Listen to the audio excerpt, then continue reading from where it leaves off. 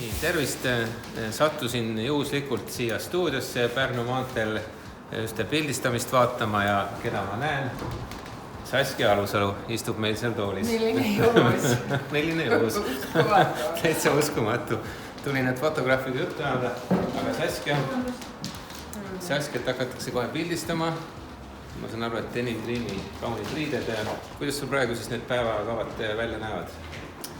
2 treeningut? No kõik muutub pidevalt, et peab jälgima väga, mis piirangud on, aga õnneks enda mõtteid ja tahtejõudu ei saa piirata.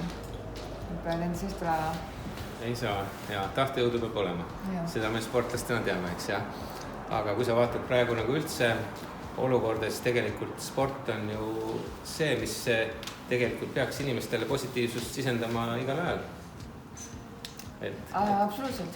Jah, aga ma ei tea, mina olen alati selle pooldaja olnud, et ma saan aru, et ilm võib tunduda selline, nagu ta on, aga kui on vähegi võimalik, siis värskes õhus liikumine tegelikult on kõige parem. Just, et käia, uisutada, suusatada ja varsti saab joosta. Ja. Nii et Saskiaga me hakkame varsti valmistuma Rapla Selveri suurjooksuks. Seda me vaatame. Jah, seda me vaatame ja loodame, et ta innustab ka teisi, eriti noori sinna jooksma tulema. Aga kui rääkida veel tänasest päevast ja sellest rollist siin praegu, siis kuivõrd tihti sina kui kaunis kena naissportlane nagu pead üldse selliseid protseduure läbi viima või on need sinu jaoks nagu sellised erilised või on igapäevased? Praegu ei pea üldse. Peaaegu. Ma arvan, iga naine tahab pea välja näha, et siin ei ole, selle üle ei ole ju midagi imestada ja, aga ma ei tea, minu jaoks on oluline see, et sa ei pea seda tegema, et ühesõnaga, et tore on ilus välja näha, aga tore on ka see, need päevad, kus teha rahulikult trenni ja õppida ja see ei ole vajalik komponent. Kodus mingid lohvakad dressid selga tõmmata ja diivani peal oleks. Ma arvan, et kõike peab olema mõistlikus koguses. Oskad siis öelda, et milline on selline treening või võistlus, kui me räägime spordist, et kui sa oled tundnud, et sa oled suutnud ennast anda nii palju, et mitte enam grammi nagu sisse ei jää? Ma arvan, et pärast selliseid suuri võistlusi on pigem see, et sa oled emotsionaalselt tühi, aga pärast ikkagi nagu pärast pikki laagreid, kui tekib selline, et sa oled füüsiliselt tühi ja ka selline nagu vaim on nii väsinud, et sa oled nagu tuim. Vaat see on kõik hullem minu arust, kui see tuimus tekib, et mitte isegi ei ole väsimus, et sa oled lihtsalt nagu täiesti, mitte midagi ei ole. Et see on kõige õudsem minu arust. See on tuttav tunne. Kui ei ole seda, siis ei tule ka nagu füüsilist pingutust. Ja, see on meil õige. Nii, aga kuidas siis ikkagi selle taliolümpiaga on? Valmistud ja nii-öelda...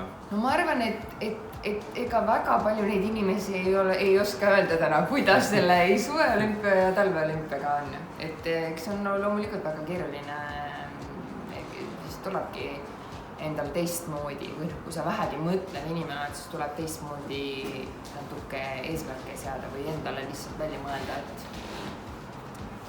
kuidas on. Kuidas on, eks jah? Okei, ja veel lõpetuseks, lumi sulab ära, need jääväljad sulevad ka ära, et mis sa siis suvel teed peale selle, et sa muidugi hakkad Rapla Selveri suurjooksusse valmistuma, aga kas midagi muud mahub ka veel sinna nii-öelda suveplaanidesse? Ei, no suvi on alati nagu selles mõttes suur... Mis sa ikkagi ei ole talisportlane, tahad talvel vormis olla, siis see tähendab seda, et terve suvi on ettevalmistus, et sellist küsitakse, et sa puhkad seal, et ei puhka, et kui sa ei võista, siis see tähendab seda, et sa pead ikkagi... Rulluuskadega sõitma? Tegelikult enamuse osa mahust on ikkagi rattal, kui me kiirusest räägime, siis kütpetreeningud, jõutreeningud ja nii edasi. Aga nali naljaks tegelikult on tippsportlase elu karm ja raske, nii et sinul samamoodi, et treeningud käivad praegu ja midagi kerget siin ei ole. Nii et see täna on üks väike selline mõnus vahepala, et tunda ennast hästi ja nii-öelda vähe teistsuguses olukorras ennast nii-öelda proovil panna. On mul õigus? No loomulikult iga asi on raske, aga kõik on valikute küsimus. Elus on kõik valikute küsimus, see on õige. Jah.